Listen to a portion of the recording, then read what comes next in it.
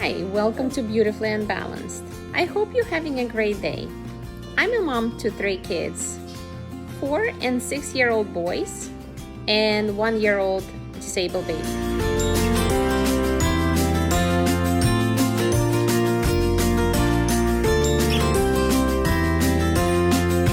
this video, I'm gonna share some tips that help us to get through the busy day, like it was today, or through the sick days that we have a lot in our house because of the disabled babies and the disabled baby and because of other kids, and what we can do to help us stay positive and still get things done. So the first tip I want to talk about is cleaning. So before I used to have a disabled baby, I was cleaning and obsessing about it. I did not go to sleep if everything was not clean. I had to clean on Saturdays and Sundays.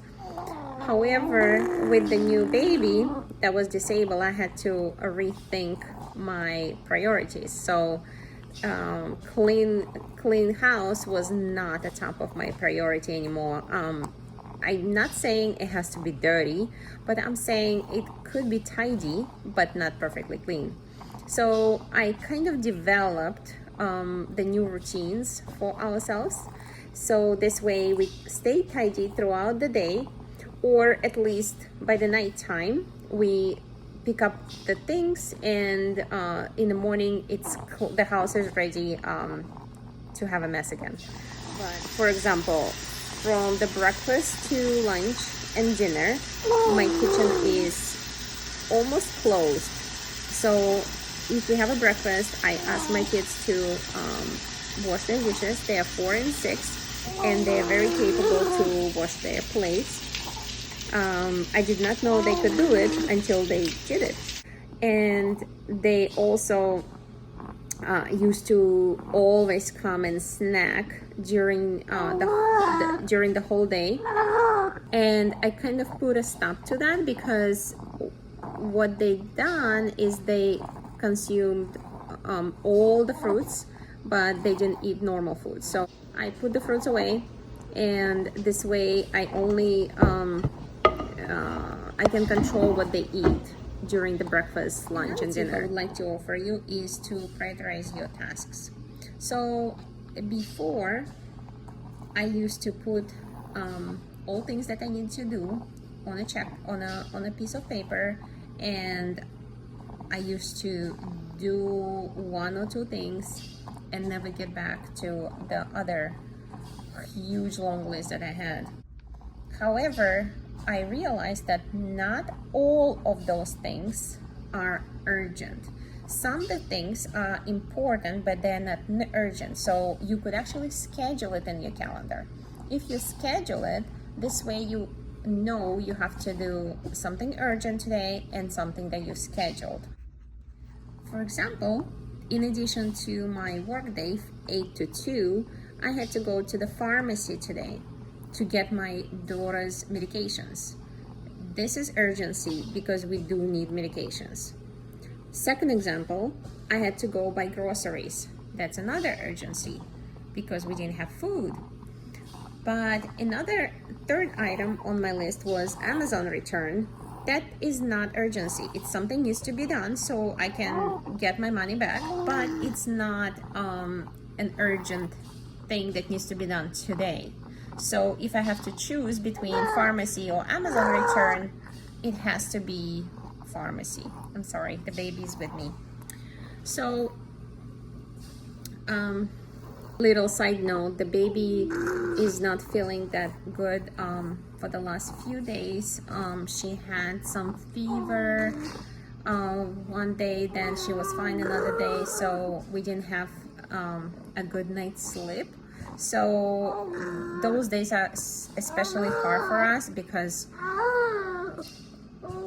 when you don't sleep and when your baby is sick, you're feeling horrible. Your emotions are, your heart is ill because of that. So you have to find the routines that work for you in order to survive those days.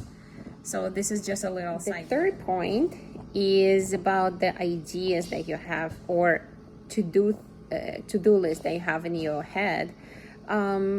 Just brainwash once a week or whenever you feel the need to do so, and put all your ideas on the paper, or have a special notebook that you will be putting your ideas on. So put all of them, like 100 ideas, and then start circling things that are urgent again and that are need to be just scheduled, that are just important, or just look at the list and decide that certain things, even though they are bothering you, you have to let them go because you just do not have time to finish it. So honestly, all the ideas that we have, it's about 95% of those ideas are clutter. It's basically clutter in your head. So only 5 of them are a real to-do list that you have to get done. So if you do so this way, at least you get it all with and you can go to sleep peacefully. For me, I have a lot of things in my head that are concerning the baby and her therapies, her health, her insurance. We have a lot of problems with insurances. I'm sure a lot of people do. So I have to call Medicaid, I have to call different numbers, I have to call the providers, pharmacy.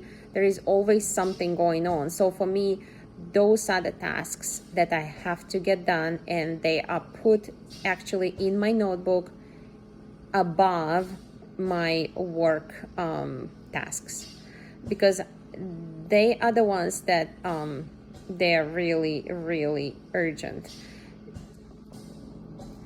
Also, lately we've seen functional pediatrician that recommended a lot of things for the baby, and it is still overwhelming, and I'm still trying to implement it, but I have to do it one by one because it's so many things that if I'm going to try to implement it all, first of all, it's not good for the baby.